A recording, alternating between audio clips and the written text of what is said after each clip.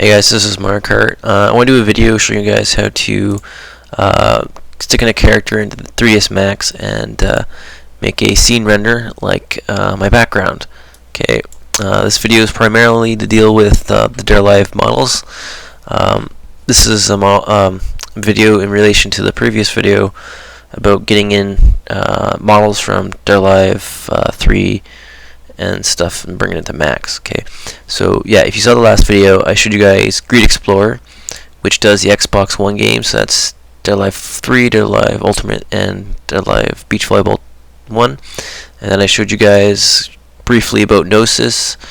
Gnosis does a lot of Xbox 360 games, including DOA4 Extreme 2 and Ninja Gaiden 2. Unfortunately, it doesn't do DOA4. No, well, not yet anyway. So I showed you guys a Japanese program, but turns out that Japanese program wasn't really the best for DOA4. It had some issues with texture coordinates, so I also made an update video to that, showing you guys this program here by Voltron. Pretty much you select a vertex set and then a face set, and then you hit rip, and then you try to import the model that way. But the model was kind of collapsed in on 3ds Max. And you had to kind of rebuild it, so like take the head and then move it to the head position, find the hands, move the hands, move the hands. So you had to build the entire model. So that's what the update video showed you. Okay, so if you want to learn more about that, head over to those other videos, and then we'll show you more in detail. Although I'm just going to quickly recap how to use this program during this video, that way you don't have to go back. Okay, so yeah, basically the premise of this is just to make a scene render. We're going to rig the character with a biped, and we're going to use some V-Ray. Okay, just keep in mind that my stuff is a little bit outdated here. I started doing this stuff back in 2005. So yeah, so I'm using 3ds Max from the 2005 era. 3ds Max 8, that's pretty old. So yeah. Anyway, this stuff's still good information, so you should be able to port it over to the new 3ds Max, and etc, etc. Okay, it's just the new 3ds Max. The layout is a little bit more different, although all the features and whatever I'm going to be using is, of course, in the newer Max. So anyway, what else can I say? Oh yeah, before I continue, a little history here. Yeah, I started this in 2005. Here are some of the renders I did before. So here's one. You probably saw this in the last video. Basically, this is Kasumi using the DOA4 Ultimate models from the Xbox One. You don't really need a Xbox 360 model to make something cool. You can take a really old model and spruce it up pretty good, and it'll look pretty good. So anyway, what I usually do is I take a reference image, Google around. Usually, well, I'm a fan of anime, so I find something cool in an anime form or something, like, oh cool, so I bring it and I try to translate it into 3D kind of thing. So but I haven't done any renders since 2006. 2006-ish. So yeah, it's been a while. But anyway, yeah, so basically take that out, I take a reference image, and then I don't try to get things perfectly the same, but it just gives me a guideline. Because when I was first starting out, it was kind of difficult to understand how the body kind of articulated, or how it kind of the anatomy kind of moved around, or I don't know. But yeah, so a reference pic kind of gives you a helping aid with the orientation of the body, how things should move, and some lighting tips possibly. You're probably thinking that an anime picture isn't very good for starting out. So yeah, that's probably true. You may want to look for like more, like a real scene, like a picture, photo set from some image thing, and then try to compare that. It's just it's hard to find these kind of like image things. Like, I don't know, whatever. But anyway, just get a reference image and just try your best. Okay. One of the places I used to get references from was this Korean place called DOA4.net. Since 2005 or something, I think they've kind of locked up their content. I don't know. Some things I tried to click on, I just didn't have access to. So just I don't know if this is the best place anymore, but yeah, surely go on Google Images or something, and you can find stuff there. Otherwise, this place has a lot of cool DOA content. Some other people doing some 3D renders using the models. This butterfly guy, he actually did a lot of renders. So check those out if you want inspiration. This guy, Incessol, or whatever his name is. Yeah, he does a lot of stuff too. That's pretty cool. But he does other stuff rather than DOA.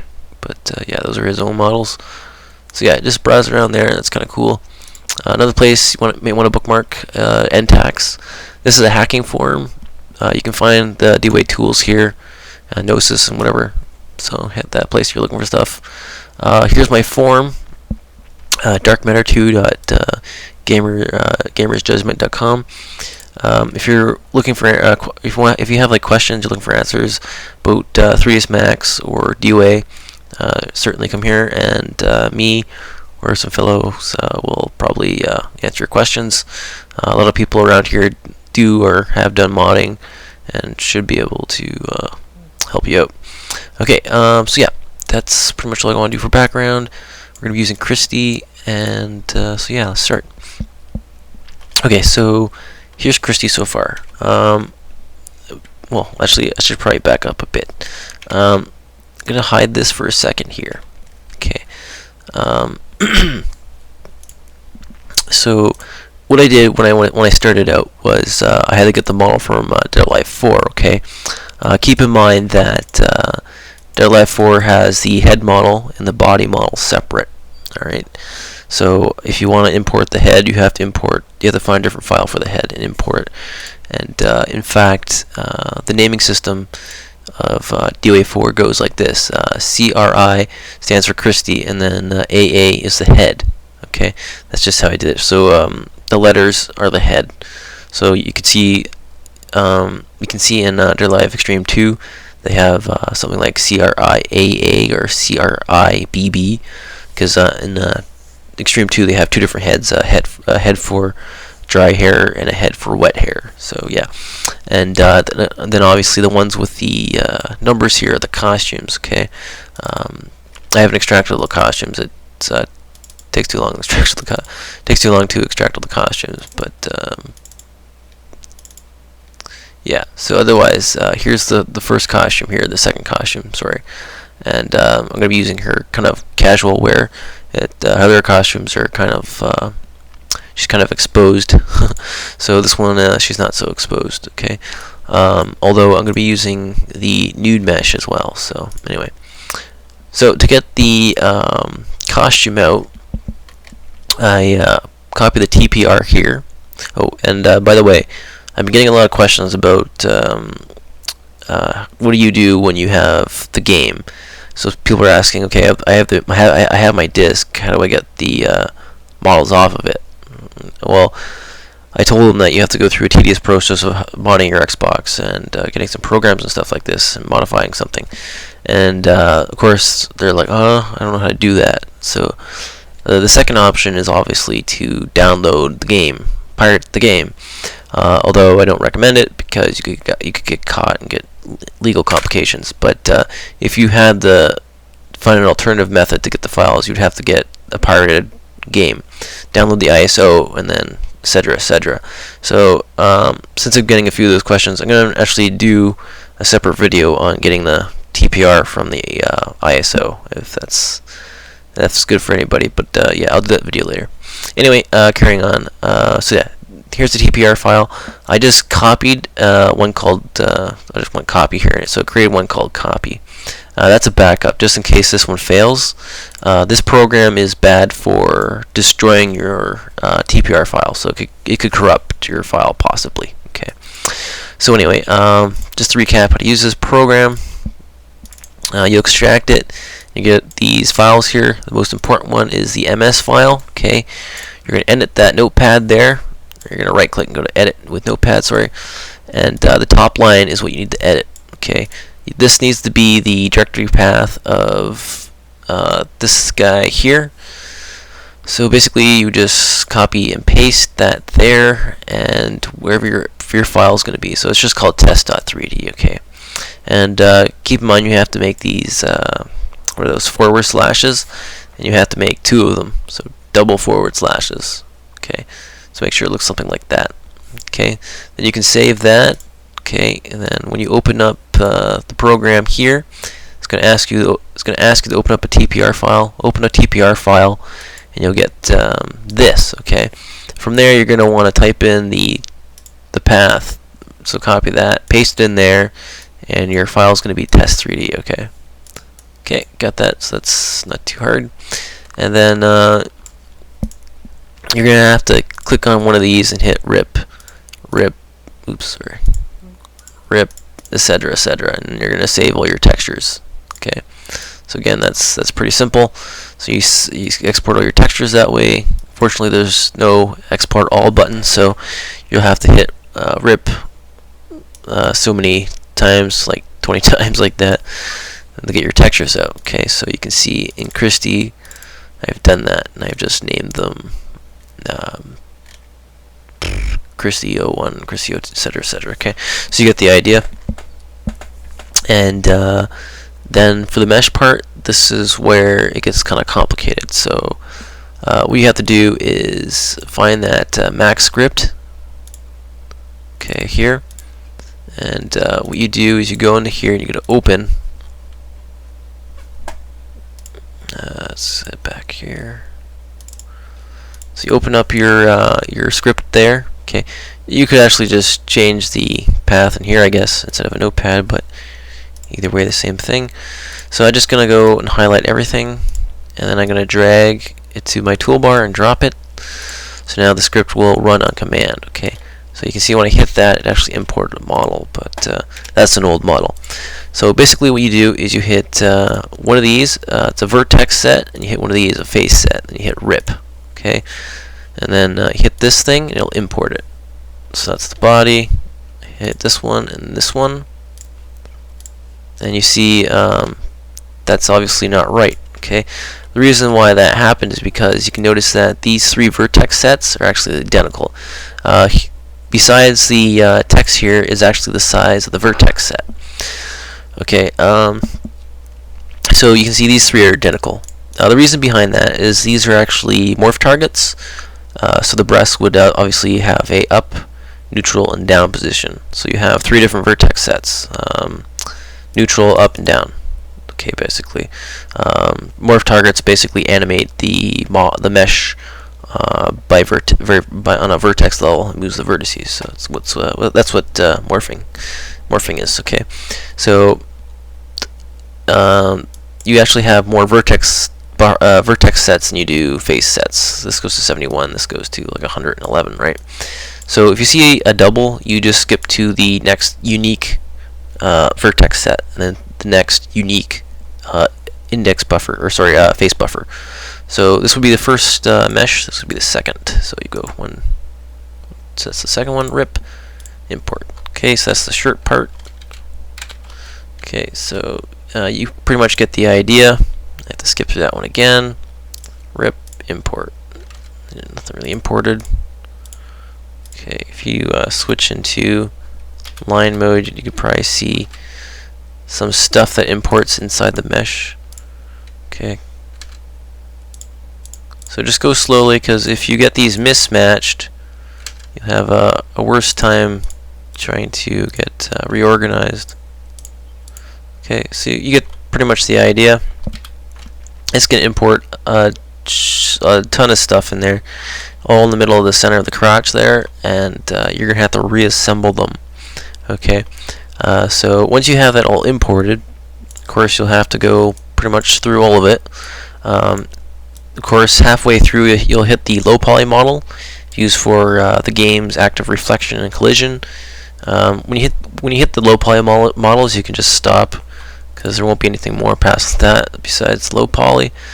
But anyway, once you get the whole thing imported, make sure you select everything, right click and go to convert. You want to convert it to patch. Okay, this is going to convert all the triangles, and it'll eliminate any importing issues that may have occurred.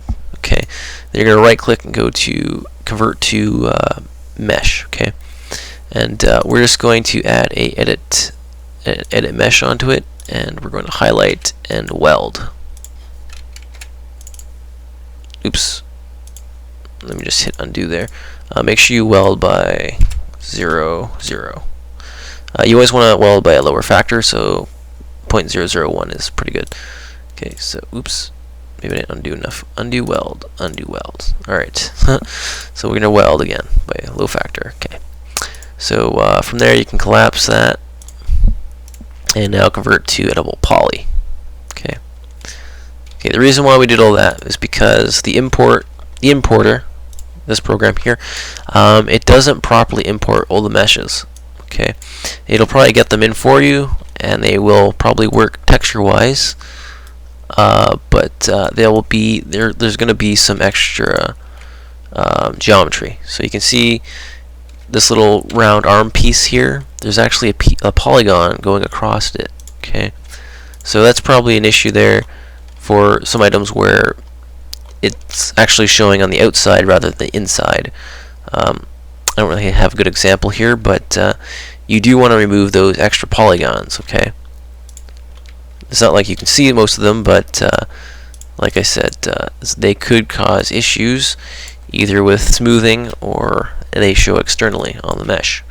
So they're pretty easy to spot. Okay, after you hit the obvious ones, go into border mode and hit Control A. Okay, this is going to select everything that has a border. Okay, it's also going to select any of those nasty polygons. So if you look around, you're going to find some areas that don't go exactly on the border. You can see this one. It's not on a border, it's actually going along with the mesh. So that's a stray polygon because it has its unique border or isolated border, we want to call it. So if I angle it right, you can actually see the stray polygon there. It's actually not supposed to be there, so you can just select the thing, delete, and delete. Okay, so that's all cleaned up. Okay, hit Control A and venture on. So you can see there's another stray polygon in there going across the cross. Alright. Alright. So yeah, they're easy to spot. Okay. So yeah, there's one right there, and I can delete it. So that's how I would go through each mesh, and I would clean them up. And of course, there's something like between 30 to 60 meshes, so that's actually quite time consuming. Probably take you half a day, to be honest. I would go through this, go through that, this, that, everything, and I would remove those polygons. Okay, but although if you don't really feel like doing it, then it's not necessary. You can continue with your model. It's just that later down the road, you could have a polygon sticking out. That's still okay. You can just delete it there. Okay, it's just a little bit of a perfectionist, and having models inside of the models that aren't supposed to be there, it just kind of drives me up the wall. So yeah, anyway, so that's converting and importing your model. Okay, oh sorry, kind of getting ahead of myself. So obviously you got your model in, right? So what I did was, after I got my model, it looks something like that. All right. Something like that. So I don't even know what that was.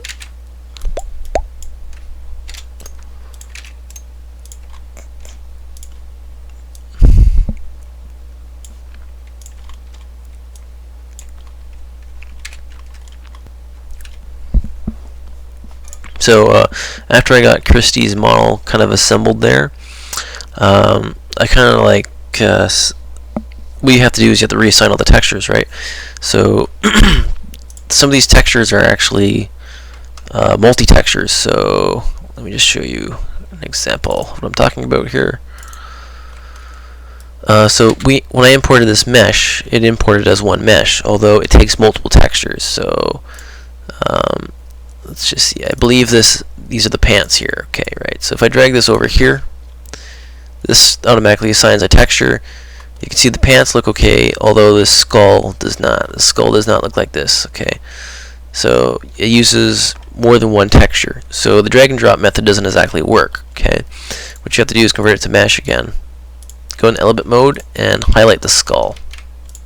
Okay, then you drag over the second texture. Okay, so now you've textured the model. Okay, on more complex models, you can have one mesh and it could have up to 6 different materials. Okay, for example, oh, this one doesn't have. Yeah, it does have 6. This one has 6. It has the front, back of the chest. It also has the necklace part. It also has the cross and like this little piece between the brace there. So it has 6 different textures. The way I just know how to assign them properly is I just assign one, and you can kind of see the seam of the model. I don't know how well you can see this, but you can see that there's a seam here. The texture is pretty much seamless until it hits here, and you can see the crease.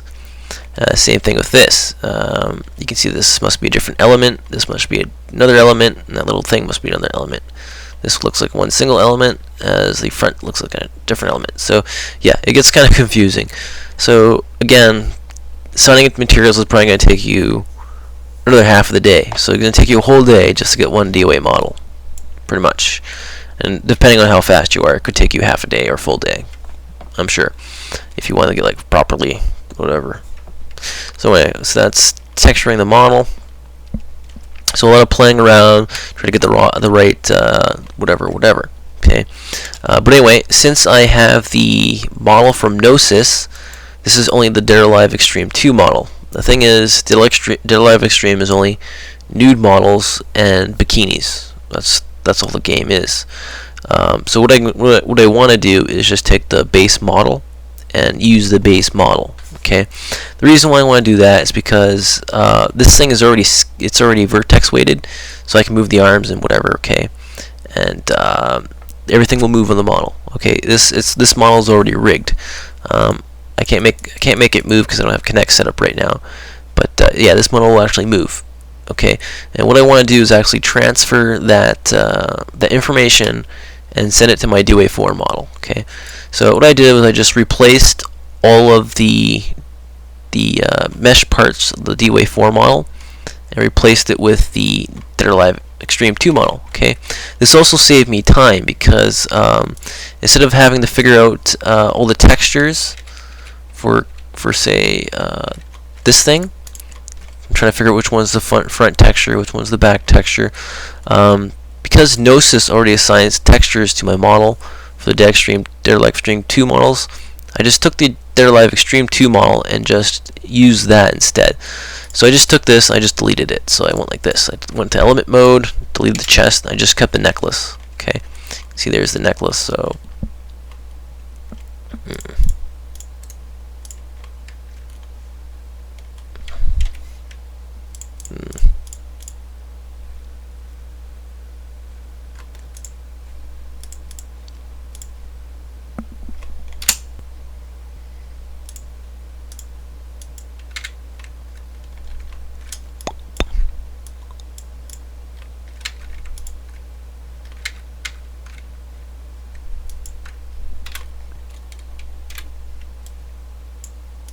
there we go, that's better.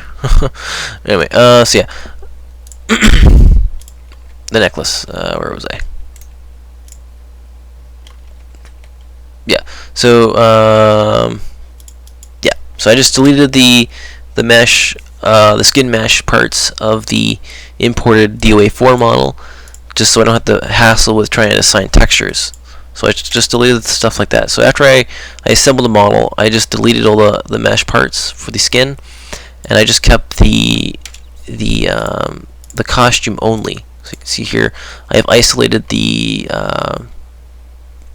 costume here, so the pants and the shirt and all that stuff. That's a good thing about the Dead or Alive models, is that all the way from Dead or Alive 3, Dead or Alive Ultimate, Dead or Alive Extreme 2, Dead or Alive Extreme 1, Dead or Alive 4, they are all the same models. Okay, and Dead or Alive 4 actually, they reused a lot of the old content, just they replaced the head model. Okay, so that's really nice about their models, is that everything is interchangeable, so you can use different costumes or whatever. So yeah, with Dead DOA4 models, you can really experiment and just kind of swap things. So like, say you want something from Hitomi, you can bring over Hitomi's skirt or something like that. So yeah, it's kind of fun to play with. Okay, once it's all set up. So yeah, once I had that all assembled, I cleaned up the model. I reassigned all the textures. Christie actually wasn't that bad.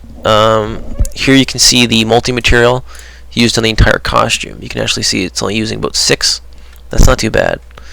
I think stuff like Hayate, his costume, like one of his ninja costumes, uses literally 60 textures, unique different textures. So one of those is like a real pain to assemble. This one wasn't too bad. It was just pretty simple. Anyway, what else do I have to say? Yeah, so that's it. Assign textures. I also set up the materials. Okay, materials are pretty simple. You want, obviously, 3 main things make up a current generation material. Okay, and this is pretty basic actually. A diffuse map, specularity map, and a normal map. Okay, so in my materials here, I've used the main texture as the diffuse map. Okay, the specularity map, actually, the game actually comes with a spec map. So you can see here, that's your spec map. Okay, sometimes the spec map is actually hidden inside the normal map. So if you open it up, you'll see that the specularity map may be in some of the normal maps. Okay, on the alpha channel. Okay, so you can use that. If not, if it didn't have a specularity map, I just make my own, or I just go without. But it'd be nice if you make your own. And what you want to do is get the highlights of the texture and just kind of use it as your specularity map. Also, you could use a gloss map, but didn't really see the purpose of that.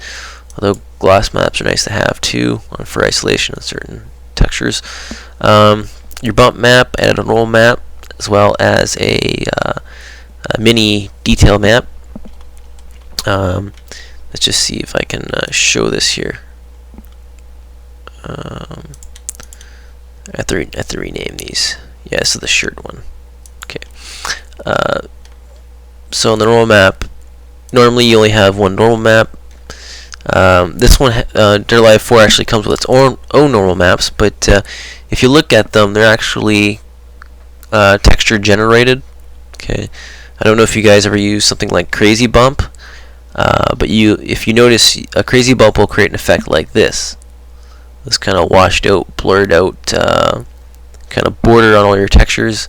So that's an indication that these maps weren't generated in a program like ZBrush or something. These were just texture generated and brushed, maybe. I don't know. So yeah, these roll maps aren't too great. So if you are missing a normal map, like this cross didn't have a normal map, it didn't include one, you could just make one using Crazy Bump if you wanted to. Okay, whatever. You don't really need them really.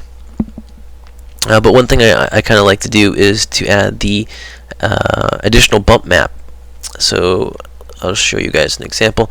I disabled it, so right now this is the default normal map. This is what the model texture came with. So this is with the detail map on.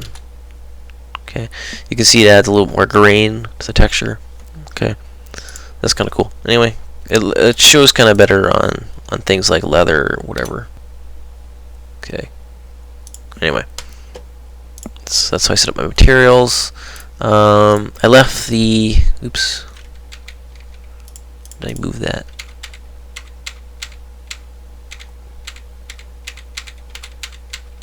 Yeah, just reload it.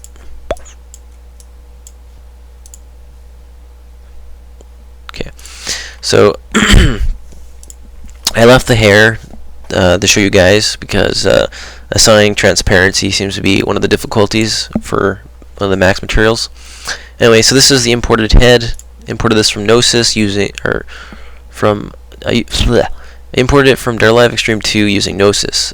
Materials already signed, etc., etc. So I used it.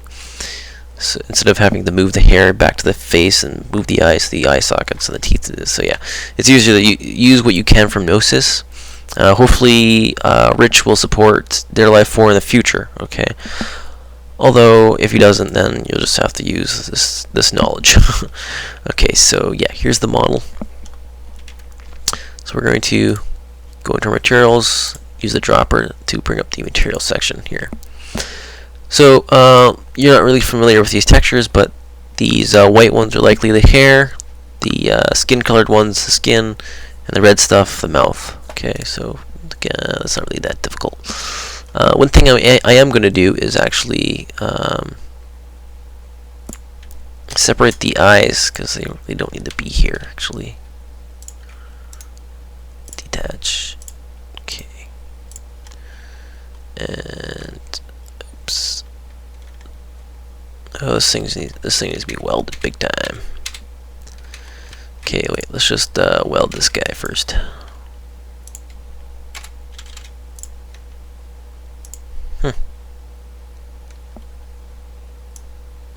Remove isolated stuff. Poly mode.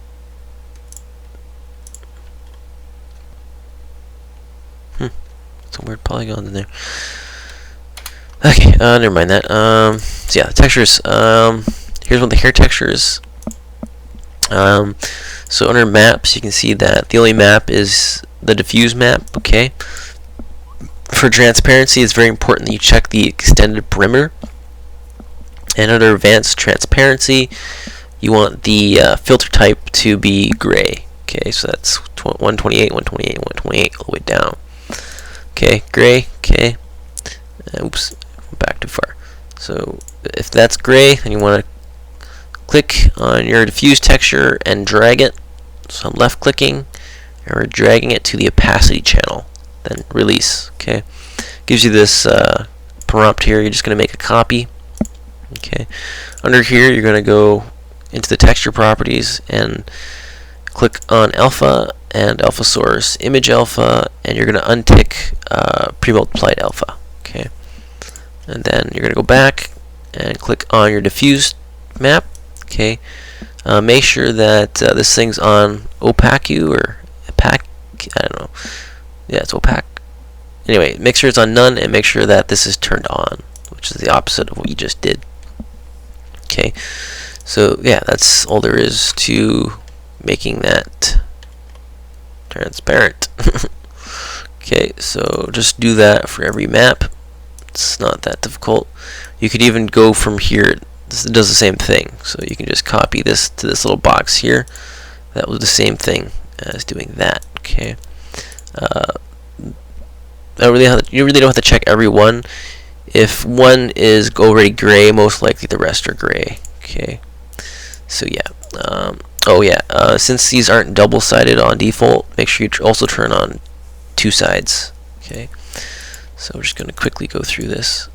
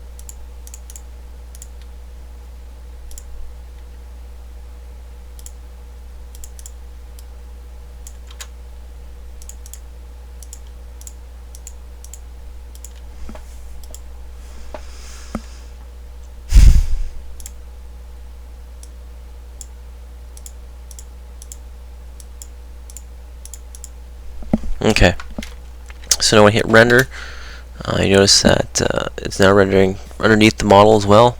So this stuff isn't invisible. Okay, and we now have transparency. Okay. I also want to show you what happens if your extended perimeter isn't gray. So let's just see which texture is that. Oh, I can't really see that one. Okay, so this is the 4 texture, I think. Okay, so keep an eye on this texture right here. Looks right? Okay, so say that your filter color was actually white. Okay, that's the result. Okay, I see a lot of times in renders where the hair has this kind of white bleeding effect, and yeah, so that's the cause of that. Okay, even if it was something like a little bit gray, you'd still have that kind of white effect. Even if you had it black, you would have some really creepy effect. Okay, basically this filter thing affects the exit color of the translucent bits. Okay, so you want it to be gray, so it's not multiplying anything that passes through it. So when light passes through it, it's not multiplied, it's just neutral. So gray is what you want to put there, again, which is 128 all the way down. Okay, I never really played with this actually. I don't even know what subtractive means. So yeah, you can really only use one. So yeah, so that's the transparency, and I see a lot of people having problems with that, but it's really easy. Anyway, oh, one last thing in the eyes, the eyelashes. I'm just going to invert these lashes so I can see them.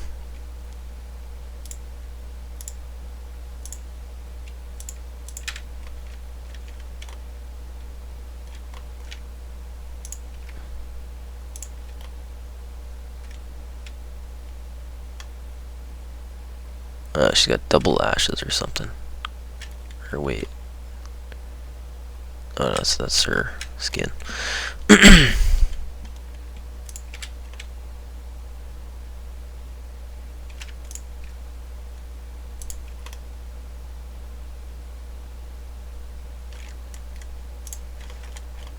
that's better. Okay, so this is probably it here. Double-sided.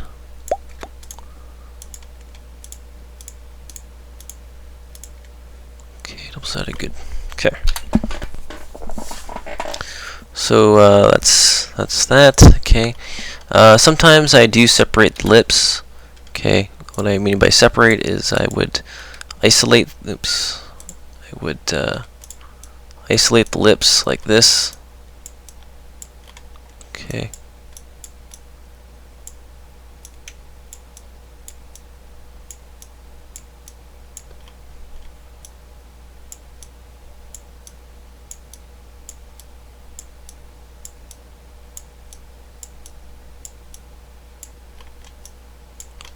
So I isolate the lips, and I would actually add a different material to it.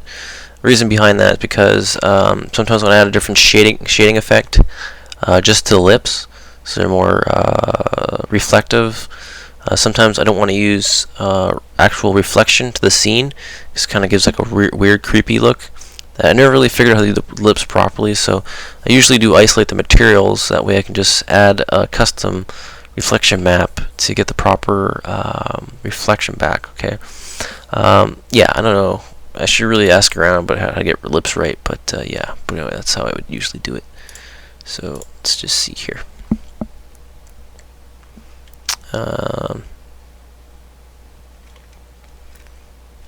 This is going to be a pain in the butt to do.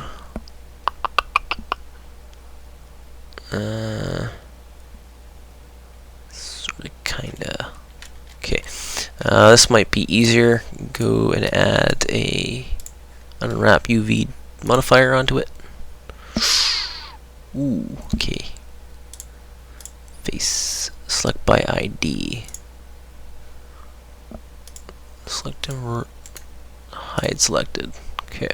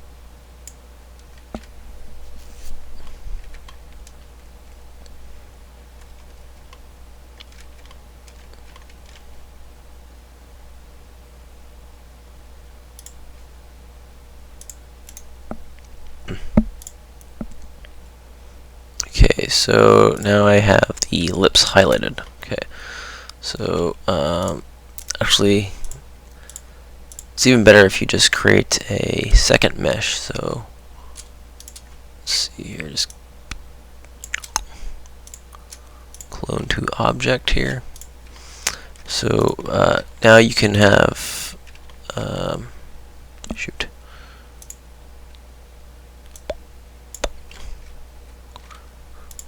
Okay, so now I can give this, oops, shoot, copy and paste copy. Didn't really do.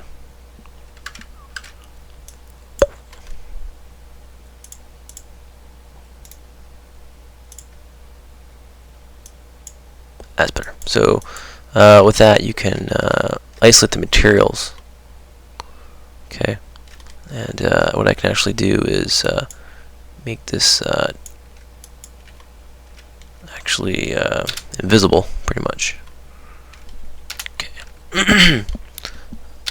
So I can do it that way. The issue with doing a layering with the mesh is that you have to deal with how you're going to make the mouth move. You have more difficulties animating the. You set up your animation properly with bones, and it shouldn't be an issue. Anyway, so yeah, that's the head model.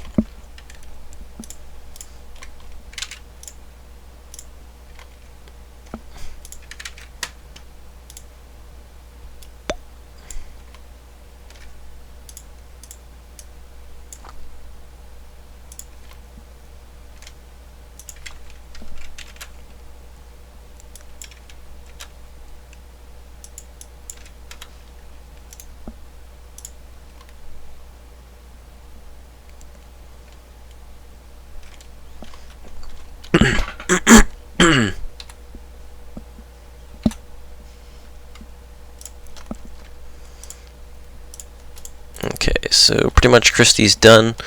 Again, I separated the costume. It's like 1 o'clock in the morning, sorry. And so I got the costume, and I got the main body, and I got the head, pretty much. So from the body I imported from Live Extreme 2. It's got the bones and everything in it.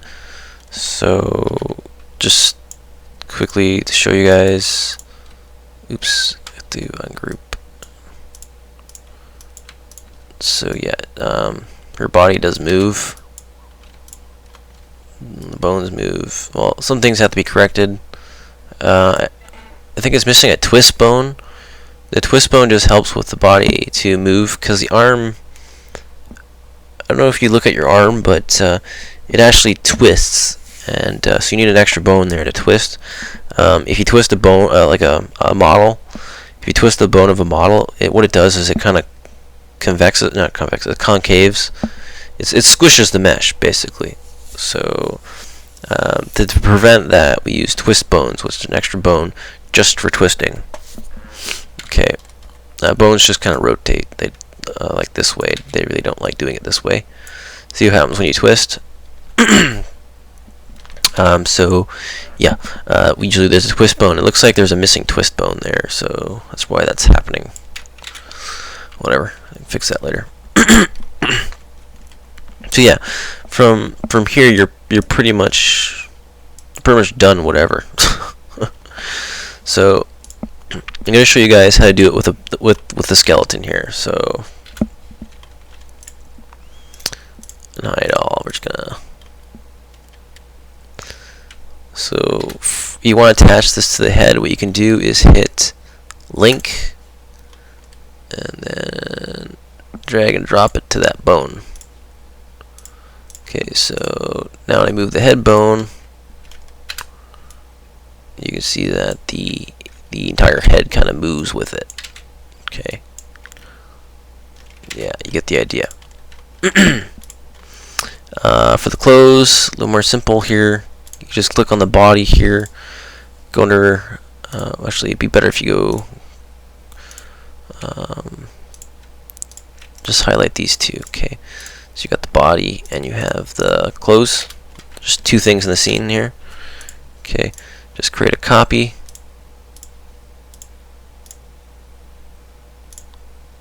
And just hide the other one. So I made a copy. Go under that. Actually, I think you can just copy this right off the bat. Let's try that. So just copy the skin and paste here, see what happens.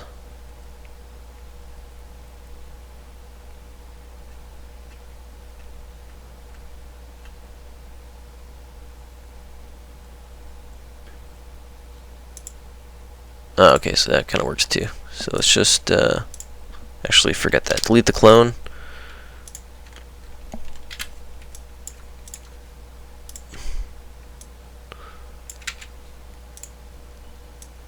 So yeah, there you go. So you might have to fix some of the skinning. If I can select that bone. Alright, so yeah, like that might have to be fixed up. See, that didn't really work too well, but otherwise I think stuff like the arms and stuff are all good. Or not. Well, at the very least, let's see if the neck works. Somewhat. So yeah, using the skeleton from Gnosis, you can actually get a lot of your work done for you using the existing skeleton. Okay, so yeah. And if you have stuff sticking out from the base mesh, you just go in and obviously delete the darn thing. So there. Okay, so oops, move the arm back to where it was. I was just hitting undo. Anyway, when you're moving the bones, make sure you go to 5 and activate auto key. That way, if you move something, okay, and if you save and whatever, you can actually go back to 0 and put your model back to wherever it was. So when you're animating the model, make sure you go into an animation key. That way you can always restore your model to its original kind of form. So yeah, that's what I'm going to do, is go back and actually repair the weights. Okay. So basically, you're going to, oops.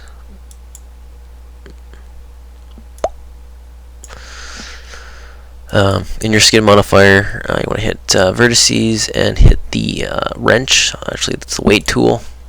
Okay, so now you can actually highlight the model and fix the vertex assignments.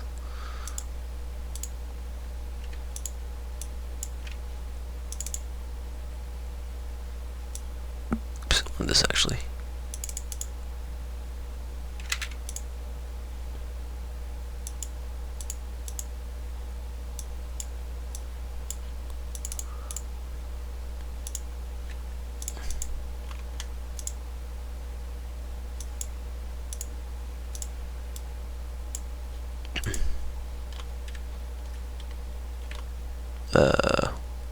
What?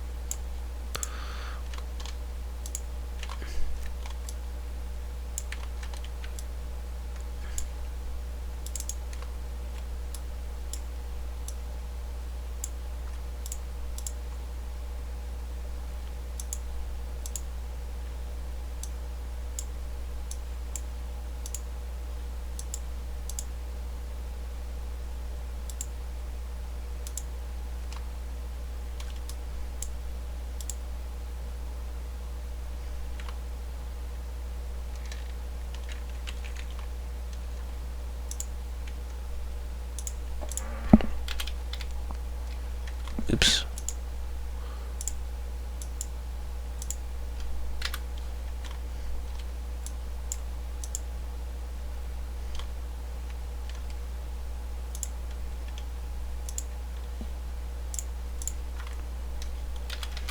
So yeah, that's pretty much the skinning in a nutshell.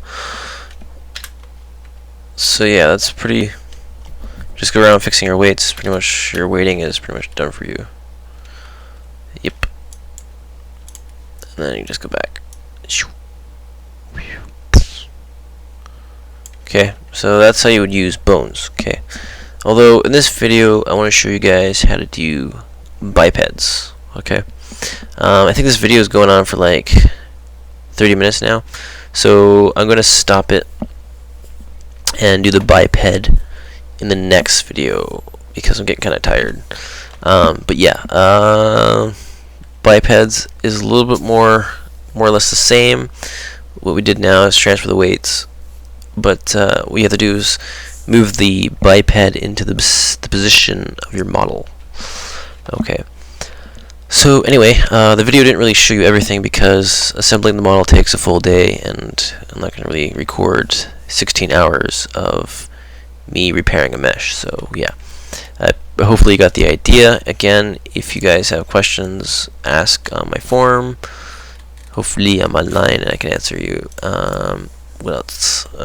So yeah. Okay, so just do an overview. DOA4 model, you're going to have to use this program. The model takes a long time to get working in 3ds Max. Otherwise, you have programs such as Gnosis and Grid Explorer.